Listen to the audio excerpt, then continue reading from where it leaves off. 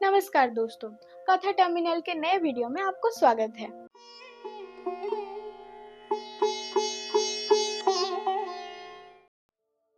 तो सृष्टि की रचना सीरीज में आज की कहानी है भोलेनाथ के ऊपर।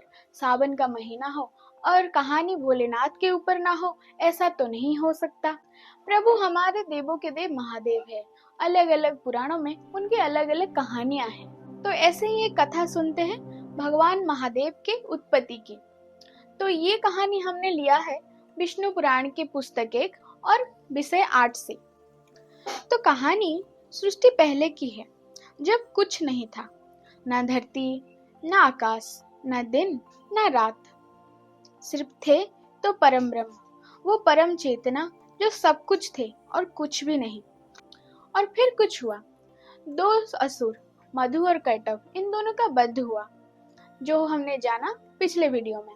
और उन दोनों के चर्बी से हमारी धरती की संरचना की गई। अब धरती तैयार थी, लेकिन उसे सजाना बाकी था। ब्रह्मा ने इसे सुंदर रूप देना शुरू किया। उन्होंने बनाए 8 महान पर्वत, सुमेरु, कैलाश, हिमालय, मलय इत्यादि। फिर रचे 7 द्वीप भी, जम्बूद्वीप, कुशद्वीप, पुष्कर द्वीप इत्यादि। नदियां बहने लगी, पेड़ पौधे, फूल फल और धरती जैसे अपने अंग उगा रही थी। इसे नाम मिला भूलोक। ऊपर बना स्वर्गलोक, नीचे पाताल लोक, जिसमें थे 7 भाग, अतल, वितल, सुतल और अन्य। और सबसे ऊपर वैकुंठ था, जो था विष्णु का दिव्य लोक। ब्रह्मा ने फिर समय बनाया, 4 युग, सत्ययुग सफेद, त्रेता युग लाल, द्वापर युग पीला और कलयुग काला। चारों मिलकर बने एक महायुग। अब सृष्टि तैयार थी। ब्रह्मा को अब उसमें जीवन फूंकना था।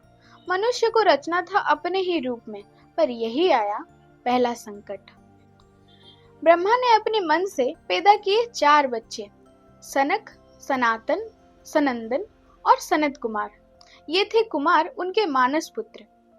ब्रह्मा ने कहा, जाओ बेटा, सृष्टि में प्राणी उत्पन्न करो, जीवन बढ़ाओ। पर उन्होंने साफ मना कर दिया। हम इस जन्म मृत्यु के चक्र में नहीं पड़ना चाहते।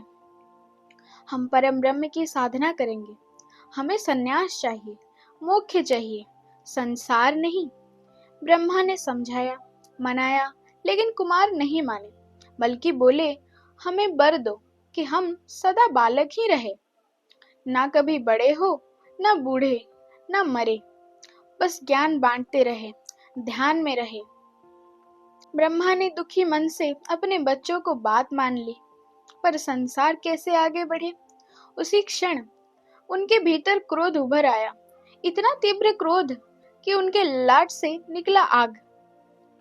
और उसी से प्रकट हुए एक भयंकर देव, आंखें लाल, शरीर अग्निमय और गर्जन करता हुआ, मेरा नाम क्या है? ब्रह्मा चौंक गए, फिर बोले, तुम हो रुद्र। हाँ, वही रुद्र, जो आगे चलकर कहे जाएंगे शिव, त्रिदेवों में तीसरे। ब्रह्मा सृष्टि करता, विष्णु पालन करता और शिव संहार करता। ब्रह्मा ने रुद्र से कहा, तुम मेरी मदद करो, मुझे सृष्टि में जीवन फैलाना है। रुद्र ने सहमति दी और शुरू किया सृजन। लेकिन जो उन्होंने रचा, वो थे उनके जैसे ही 11 और रुद्र, और सब अमर, सब भयंकर और सब शक्तिशाली। 11 रुद्र अवतार। ब्रह्मा घबरा गए, नहीं, ये तो सृष्टि को असंतुलित कर देगा। यहाँ जीवन का मरना चाहिए, ताकि फिर वो जन्म ले सके। अमर प्राणी इस नियम को तोड़ देंगे। रुद्र बोले, मैं तो अमर ही बना सकता हूँ, अगर ये ठीक नहीं तो मैं तपस्या में लगता हूँ। और वो यही बोल के चले गए। ब्रह्मा फिर से एक बार अकेले ही रह गए। एक ओर उनके मानस पुत्र, जिन्होंने सृजन से मना कर दिया, और दूसरी ओर रुद्र, जिन्होंने अमर प्राणी बना दिया। ना कोई कुछ बन रहा था, ना सही बन रहा था। ब्रह्मा को समझ आया, विनाश के देव को सृष्टि का भार नहीं दे सकते, और सृष्टि का भार केवल उनका ही है।